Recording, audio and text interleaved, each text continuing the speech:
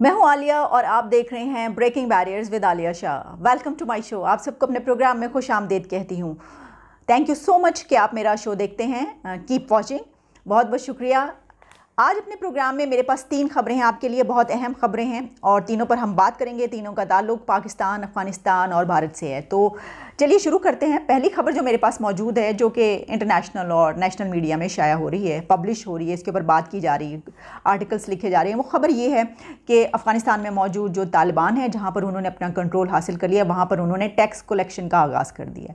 उन्होंने टैक्स इकट्ठे करने शुरू कर दिए लोगों से। अब वो अपने नाम से अपनी रसीद पर उसकी रसीद देते हैं, पूरी एक जो रसीद दी जाती है सिग्नेचर के साथ, स्टैम्प के साथ, अब वो टैक्स कलेक्ट कर रहे हैं। अच्छा, ये हम जिस इलाके की बात कर रहे हैं ख़ास तौर पर, वो है स्पिन बोल्डिंग का इलाका। आप जानते हैं कि कुछ दिन पहले वहाँ पर पाकिस्तान और अफ़गानिस्तान का जो बॉर्डर है, उस जगह पर स्पिन बोल्डिंग का इलाका, जिसको कि फ्रेंडशिप गेट भी कहा जाता है, बाबे दोस्ती भी कहा जाता है, और वहाँ से दोनों मुल्कों के बीच जो है वो बड़े पैमाने पर तिजारत भी होती है। तो वहाँ पर वो लड़ाई की वजह से बंद कर दिया गया था वो, और उसके बाद वो खोल दिया गया, लेकिन तिजारत बंद थी क्योंकि उस तरफ से तालिबान की तरफ से भी कहा गया, इस तरफ से भी तिजारत नहीं हो रही थी।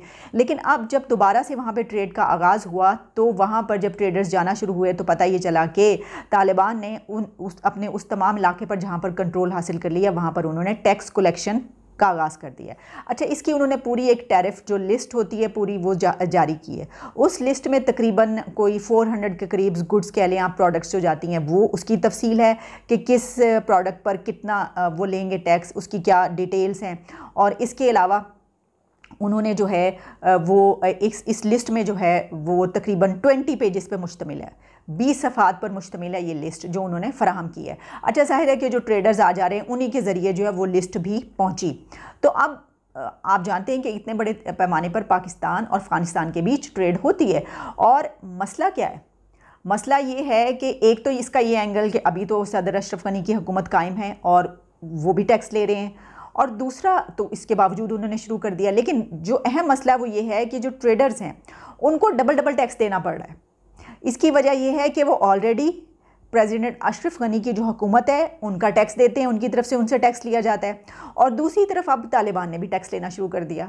तो ये दोहरा टैक्स जो है वो उनको देना पड़ रहा है। ज़ाहिर है कि इस सिलसिले में बातचीत भी हुई, जो भी हुआ, लेकिन मेरा ख्याल है कि अभी इस सिलसिले में पाकिस्तानी हुकूमत की तरफ से कोई ऐसा इस तरीके से कोई मेरा ख्याल है पेशरफ नहीं होगी कि भाई क्यों ले रहे हैं, क्या ले रहे हैं। इसकी वजह ये कि अभी बहुत ये शुरू का मामला है और अभी उन्होंने इसका आगाज़ किया। अब देखिए कि आगे आगे क्या होता है, क्योंकि ज़ाहिर है कि अब वो यही समझ रहे हैं कि वो उन इलाकों पर उनका कंट्रोल है तो वो इसको हासिल करेंगे, यही टैक्स वो लिया करेंगे। और प्रेसिडेंट अशरफ गनी की हुकूमत की तरफ से क्या इस पर कोई स्टेप देखने को आएगा? इसकी वजह ये कि वो भी क्या कर सकते हैं, हाँ, अगर तो वो इलाके वो वापस ले लें अपने कंट्रोल में तो फिर तो उनको ये हक हासिल होगा, लेकिन अगर उनके इलाके हाथ में ही नहीं है, उनके कंट्रोल में नहीं है, तो वो उनको रोक ही नहीं सकते। अच्छा, आपको याद रखिएगा कि 1994 से ये टैक्स लेते हैं तालिबान। जो टैक्स कलेक्शन है उनकी इनकम का, एनुअल इनकम का एक बहुत बड़ा हिस्सा समझी जाती है। और अगर हम बात कर लें तकरीबन कोई 2011 ऑनवर्ड्स, तो उनका जो टैक्स कलेक्शन जो है, या आप कह लीजिए एनुअल इनकम जो है, वो तकरीबन कही जा रही थी, जो एस्टिमेट किया गया था वो तकरीबन 400 मिलियन के करीब रह गई थी। लेकिन फिर उसके बाद 2017-18 के बाद जो इंक्रीज़ हुआ और उसके बाद कहा जाने लगा कि ये तकरीबन 1.5 बिलियन तक चला गया है। तो ये तो खैर एक अलग, हम सिर्फ इस पॉइंट पर फोकस नहीं करें कि उनका टैक्स कलेक्शन कितना होता है। अगर हम इस पर कभी बात करेंगे तो इसकी भी तफसीली रिपोर्ट मैं आपके सामने पेश करूँगी, और ये कि कौन कौन से ज़राए हैं जिससे वो सिर्फ टैक्स कलेक्शन नहीं है बल्कि किन ज़राओं से उनके पास पैसा होता है और वो किस तरीके से जो है वहाँ पर अपना काम चलाते हैं। तो बहुत सारे ज़राए हैं। तो उसके ऊपर जो आप जानते हैं कि कल्टीवेशन भी वहाँ पे बहुत सी चीज़ों की होती है और बहुत सारे, इसके ऊपर हम अभी फोकस नहीं कर रहे। तो बात यह है कि जो टैक्स है वो उन्होंने लेना शुरू कर दिया है और जो ट्रेडर्स वहाँ पे जा रहे हैं वो टैक्स दे रहे हैं। अच्छा, इसके अलावा ये भी है कि आपको मैं ये बताऊं कि वहाँ पे ख़ास तौर पे जो वेश मंडी का इलाका है वो कहा जाता है कि कंधार का गेटवे है, और उस इलाके में जो है उनका पूरा कंट्रोल हो चुका है। तो जाहिर है कि उस जगह पर जो है उन्होंने तमाम अपना संभाल लिया, और अब वो अपनी रसीद जो है, जिस ट्रेडर के पास, जिस ताजिर के पास भी उनकी रसीद होती है, वो उनके जहाँ जहाँ उनका कंट्रोल हो गया पूरे अफ़गानिस्तान में, वो बिल्कुल वो रसीद दिखा के कहीं पे भी आ जा सकता है, उसको कोई मुश्किल नहीं होती इस सिलसिले में। लेकिन दूसरी तरफ जो दूसरा टैक्स है डबल, वो भी उनको देना पड़ता है हुकूमत को, जब वो उन एरियाज़ में जाते हैं जहाँ पर उनका कंट्रोल है। तो ये एक जो है नया मामला हुआ है, इसके ऊपर काफ़ी तफसीलात सामने आ रही हैं। मज़ीद भी कुछ जो डिटेल्स आएंगी वो भी मैं आपके सामने ज़रूर लेकर आऊँगी। दूसरी खबर जिस पे मैं बात करना चाहती हूँ, जो कि अपडेट भी है, नूर मुकद्दम के केस में ऐसी हैरान कुन तफसीलात सामने आई हैं कि वाकई ये लगता है कि जैसे कोई बाकायदा प्लान करके कोई मूवी बनाई गई है। ये वाकई एक ड्रामाई एक लग रहा है कि पूरी फिल्म चल रही है कि जाहिर ने अपने ट्रैवल एजेंट को फ़ोन किया कि उसने टिकट कटाई हुई थी अमेरिका जाने की। तो उसने अपने ट्रैवल एजेंट को ये कहा कि वो जो है अगर अमेरिका नहीं जाएगा तो क्या होगा। तो उसने कहा आप इतना लेट बता रहे हैं तो ये तो टिकट ज़ाया हो जाएगी। तो उसने कहा अच्छा, तो अगर मैं इसको जो है कुछ दिन के बाद चला जाऊं। तो उसने कहा कि ठीक है, हाँ, लेकिन पैसों की ज़ाहिर है ऊंच नीच तो होगी कि जितने इसमें कम होंगे वो आपको ज़्यादा देने पड़ेंगे, जितना नुकसान होगा। उसने कहा अच्छा चलो मैं चला ही जाता हूँ। और उसके बाद उसने रात को के टाइम एक टैक्सी ड्राइवर को, जो ऑनलाइन टैक्सी होती है ऊबर, उसको कॉल किया और उसने कहा कि आ जाओ, एयरपोर्ट जाना है। कुछ देर के बाद वो टैक्सी ड्राइवर वहाँ पर पहुँच गया। अच्छा, वो खड़ा रहा। तो उसके बाद तकरीबन आधा पौना घंटा गुजरने के बाद उसने उसको कॉल की। तो उसने कहा कि तुम इंतज़ार करो, मैं आता हूँ। फिर वो इंतज़ार करने लग गया। तकरीबन 1 घंटा और गुजर गया। इसी तरीके से ये जो मामला है वो, अगर फ़र्ज़ कीजिए कि घर पर जो है वो कोई 11 बजे के करीब पहुँचा हो, तो वो काफ़ी देर हो गई उसको वहाँ पे खड़े खड़े। और उसने दोबारा उसको कहा कि आपने चलना नहीं। जब उसने दोबारा फ़ोन किया तो फिर उसने कहा कि नहीं, मैंने अपना प्रोग्राम कैंसिल कर दिया और मैं नहीं जाना चाहता। और उसने किसी के हाथ उसको, अपना जो मुलाजिम था उसके हाथ उसको 1000 रुपये भिजवा दिए कि वो इतनी देर खड़ा रहा, तुम ये लो और जाओ, मैंने अपना कैंसिल कर दिया है, मैं अमेरिका नहीं जा रहा और मैंने एयरपोर्ट नहीं जाना। वो चला गया वापस। लेकिन क्योंकि वो टैक्सी ड्राइवर काफ़ी देर तक खड़ा रहा था तो उसने सोचा कि इतनी मर्तबा जाने का आने का इसका इरादा बदल रहा है तो हो सकता है कि ये बंदा दोबारा भी जाने का सोच ले, तो मैं इसे कहता हूँ कि मुझे वापस बुला ले। तो उसने उसे फ़ोन करके कहा कि कोई बात नहीं, अगर आपका इरादा बन जाए दोबारा एयरपोर्ट जाने का तो मैं इतनी रात में यहीं पर करीब कहीं घूम रहा होगा, तो उसने कहा होगा कि आप मुझे बुला लें, मैं आ जाऊँगा। तो इस बात पर वो जो ज़ाहिर जाफ़र है कातिल, उसने ये कहा अच्छा तो ऐसा करो कि तुम आ जाओ, मैंने इरादा बना लिया है, मेरा फ़ैसला कर लिया, मैं जा रहा हूँ। वो टैक्सी ड्राइवर वापस मुड़ के आया है और दोबारा आके खड़ा हो गया। थोड़ी देर के बाद ज़ाहिर और नूर दोनों जो हैं वो आए हैं और टैक्सी में बैठ गए हैं। और नूर उस वक्त नंगे पाँव थी, ये बताया है टैक्सी ड्राइवर ने कि वो नंगे पाँव थी, उसके पाँव में चप्पल नहीं थी। और उसी तरीके से वो चल पड़ा और तकरीबन थोड़ा अभी रास्ता कटा होगा, कुछ दूर जाने के बाद उसको ज़ाहिर ने कहा कि अब टाइम इतना हो गया है। जिस वक्त वो उनको लेकर गया है दोबारा, जब वो मुड़ के आया तो वो तकरीबन रात के 2 बजे का वक्त था और 4 बजे उसकी फ़्लाइट थी। तो उसको लेकर चला। तो थोड़ी दूर जाने के बाद उसने कहा कि अब बहुत टाइम हो गया, तो ऐसा करो कि अब वापस चलो। ज़ाहिर है कि उसने यही कहा होगा कि मैं अब फ़्लाइट नहीं पकड़ सकता, तो अब हम नहीं पहुंच सकते टाइम पर, ये कहना था, तो वापस चलो। और इसके बाद वो उनको वापस घर लेकर आया और तकरीबन 2-2:30 बजे का वक्त था और उनको घर छोड़ के चला गया। अब ये बहुत इंपॉर्टेंट ये सारे जो इवेंट्स सही हैं, इसकी वजह ये है कि वो टैक्सी ड्राइवर सही बता सकता है कि उस वक्त इन दोनों के बीच, जब वो नंगे पाँव आकर उसमें क्यों बैठी, उन दोनों के बीच किस तरह की केमिस्ट्री थी, उस वक्त क्या चल रहा था, क्या दोनों के बीच लड़ाई हो रही थी, जो बातचीत हो रही थी क्या वो बड़े एक नॉर्मल माहौल में हो रही थी, या ये सब चीज़ें जब सामने आएंगी और आ चुकी होंगी, मेरा ख्याल है पुलिस अब तक पूछ चुकी होगी। टैक्सी ड्राइवर तो सब कुछ सच सच बताएगा, उसे छुपाने की क्या ज़रूरत है, अनलेस कि उसको पहले से ही ब्राइब ना कर दिया गया हो। ये कुछ नहीं कहा जा सकता, क्योंकि और बहुत सारी चीज़ें ऐसे सामने आ रही हैं जो मैं अभी आगे चल के आपको बताऊंगी। जो आदमी है, ज़ाहिर के वालिदैन ने एक इश्तिहार दिया अखबार में, वो मैं आपको इश्तिहार दिखाई देती हूँ, आप ये देखिए। ये एडवर्टीज़मेंट लड़के के वालिदैन की तरफ से अखबार में दी गई है और इसके ऊपर जो जो कुछ लिखा है वो भी आप देख लीजिए कि क्या लिखा है इसके ऊपर। कि हम ताज़ियत करते हैं, हमें बहुत ज़्यादा अफसोस है कि नूर मुकद्दम के वालिदैन से, हम उनसे जो है वो ताज़ियत का इजहार करना चाहते हैं कि ये जो एक इतना बड़ा उनके साथ सानिया हो गया। एक तो चीज़ ये सामने आती है कि उन्होंने लोगों की हमदर्दी बटोरने के लिए, कि लोग ये देखें, ओहो कितने अच्छे लोग हैं, देखो उनको गिरफ़्तार कर लिया, उनको जेल में रखा हुआ है, उनके ऊपर इतना इल्ज़ाम आ रहा है, लेकिन इसके बावजूद उन्होंने कितना अच्छा ये एक कदम उठाया और कितनी एक कहना चाहिए कि बड़ी एक कमाल बात की है उन्होंने कि इश्तिहार छपवाया है।